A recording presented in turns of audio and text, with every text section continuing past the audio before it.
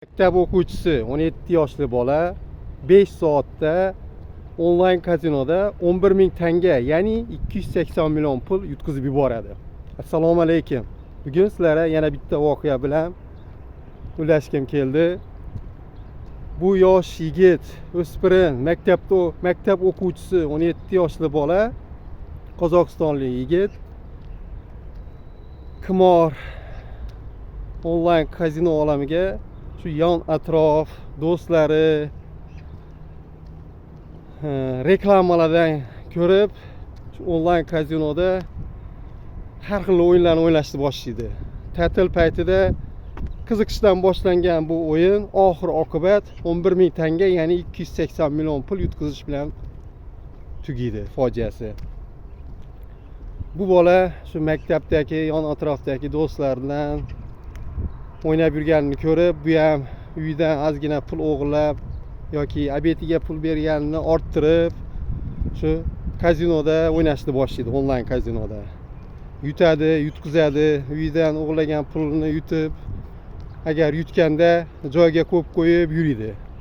Oradan vaqtlar o'tib, shu dadasini yaxshi niyatda kvartira sotib olaman deb yig'ib qo'ygan 11 ming tangasini qayerda turganini biladi o'g'li.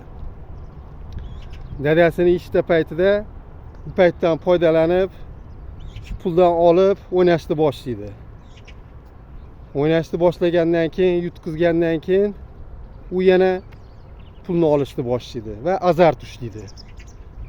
Barcha igrok, ludaman, stavka qiluvchilarni yutkazilgandan keyin nima boshlanadi? Azart kuchaygandan kuchayadi. Shu yutkazilgan pulni qaytarib olaman deb, joyiga qo'yib qo'yaman deb yana katta summalarni olishni boshlaydi. Va 5 soat o'ynab shuncha pul yutkazib qo'yganini o'zi bilmay xavotirga tushib uydan qochib ketadi. 3 kun sinfdoshining uyida yashaydi. Sinfdoshining uyida yashab, ota-onasi qidiruvga bergandan keyin uni ota-onasi topadi. O'g'li dadasiga tan oladi. Shu haqiqatdan yutkazib qo'yganini, shu o'zini boshqara olmayotganligini tan oladi. Uydagilari endi bu xabardan keyin shok holatga tushadi. To'g'ri, siqilishlar boshlanadi.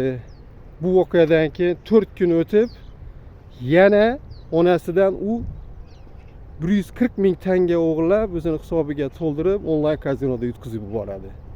Bundan jahli chiqqan dadasi o'g'lini xonasiga qulflab qo'yadi va o'g'li qimorvoz, boshqara bo'lmaydigan, bo'sh qo'ysa yana nimadirlarni o'g'irlab o'ynashda davom qiladigan darajaga borib qolganini tushunishadi.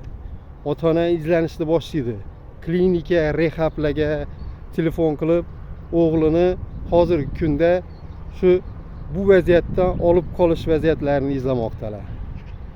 Bu chiqishimdan meni maqsadim, ko'pchilikni farzandi bor yoki ukasi bor yoki kimdir endi boshlagandi shu o'yinlarni. Vaqtida to'xtating.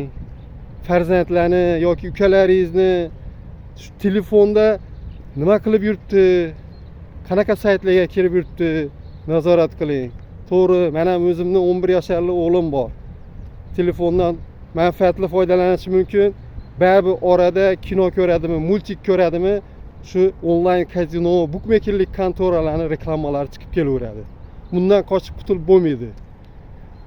Shu bolalarni, farzandlarni nazorat qilish kerak. Ora-orada telefonlarni qarab, nima qilib tursan, nimalarga kirib yuribsan deb tergab turish kerak. Endi shu hozir qimordan chiqmoqchi bo'lib yurgan, qimor o'ynab yurganlar vaqtida to'xtating. Bu narsani oxir oqibati yaxshi narsalarga olib kelmaydi. Xulosa qiling, vaqtida to'xtating, hayotingni qutqar. Ko'rishguncha.